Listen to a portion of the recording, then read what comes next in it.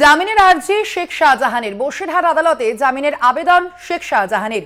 সন্দেশখালীতে 5ই জানুয়ারি ইডির উপর হামলার ঘটনা হয় এবং ইডির উপর হামলার ঘটনাতেই এবার জামিনের আবেদন জানিয়েছেন শেখ শাহজাহান।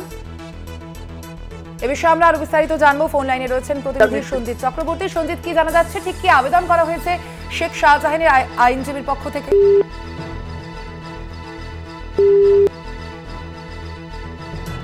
সন্দেশখালীতে 5ই জানুয়ারির যে ঘটনা আপনারা জানেন ইতিমধ্যেই, যে 5ই জানুয়ারি শেখ শাহজাহানের বাড়িতে গিয়ে তল্লাশি অভিযান করতে গিয়ে ইডি আধিকারিকদের আক্রান্ত হওয়ার ঘটনার সামনে আসে, ঘটনা ঘটে এবং সেই ঘটনার প্রেক্ষিতেই এবার জামিনের আর্জি জানিয়েছেন শেখ শাহজাহান। তিনি বসিরহাট আদালতে জামিনের আবেদন জানিয়েছেন।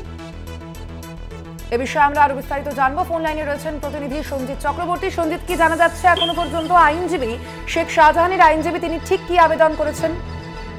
দেখো, চলতি বছরের 5ই জানুয়ারি যখন সন্দেশখালী শেখ শাহজাহানের আকঞ্জিপাড়ার বাড়িতে যায় ইডি আধিকারিকরা, সেখানে শেখ শাহজাহানের অনুগামীদের হাতে আক্রান্ত হয় এবং মারধর, সেই নিয়ে ইতিমধ্যে তদন্তভার নিয়েছিল সিবিআই। মোট এই 7 জনের নামে চার্জশিট দিয়েছিল একাধিক ধারায়, যেখানে বিভিন্ন ধারা রয়েছে, যেখানে শেখ শাহজাহান, আলমগীর, জিয়াউদ্দিন মোল্লা সহ 7 জনের বিরুদ্ধে চার্জশিট দেওয়ার 48 ঘন্টার মধ্যে শেখ শাহজাহানের আইনজীবী কিন্তু দুটি পৃথক মামলায় 3 জনের পৃথক যে মামলায় 3 জনের বিরুদ্ধে যে জামিনের আবেদন করেন বসিরহাট মহকুমা আদালতে।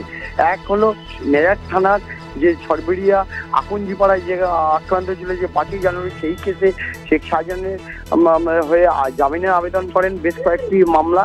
অন্য 8 নম্বর কেস, পাশাপাশি অন্য ন্যায়ার থানার 9 নম্বর কেসে কিন্তু বিশেষ করে ফারুক আকঞ্জি এবং সিরাজুল মোল্লা তাদের কয়েকটি মামলায় তা জামিন আবেদন করেন। ইতিমধ্যে সেই মামলার শুনানি চলছে। এখনো পর্যন্ত তার মামলা শুনানির পরে জানা যাবে যে কোন কোন মামলায় কোন কোন ধারা তারা এই মামলা থেকে অব্যাহতি চেয়েছে, জামিনের আবেদন করেছে শেখ শাহজাহান এবং ফারুক আকঞ্জি ও সিরাজুল মোল্লার যে জামিনের যে আইনজীবী, তারা কোন কোন ধারায় এই জামিনের আবেদন চেয়েছে। সবটাই গোটা প্রক্রিয়া কিন্তু ইতিমধ্যে শুনানি পর্ব চলছে। আগামী সময় জানা যাবে যে কোন কোন মামলা তাদের বিরুদ্ধে দেওয়া বা জামিনের আবেদন করা হয়েছে। ইতিমধ্যে আজকে কিন্তু সন্দেশখালীর ঘটনায় ফের সিবিআই আধিকারিকরা আসে বসিরহাট মহকুমা আদালতে দুটো মামলা এবং 53 এবং 54 নম্বর ধারায় যে সেই জায়গায় মার্ক করতে যাচ্ছে, মানে যুক্ত করতে যাচ্ছে নতুন করে। ইতিমধ্যে এই নিয়ে কিন্তু আবেদন করেছে বিশেষ করে সিবিআইয়ের আইনজীবীরা। পাশাপাশি আজকে শেখ শাহজাহানের আইনজীবী সহ 3 জনের বিরুদ্ধে যে জামিনের আবেদন করেছে, সেই জামিনের আবেদনের শুনানি পর্ব চলছে। কখন তার কি আসে, অর্থাৎ শুনানির পরে জানা যাবে এই মামলায় তার জামিন আবেদন পেল না আরো মামলায় যুক্ত করা হয়েছে, কোন কোন মামলা থেকে তাদেরকে জামিনের আবেদন দেওয়া হয়েছে।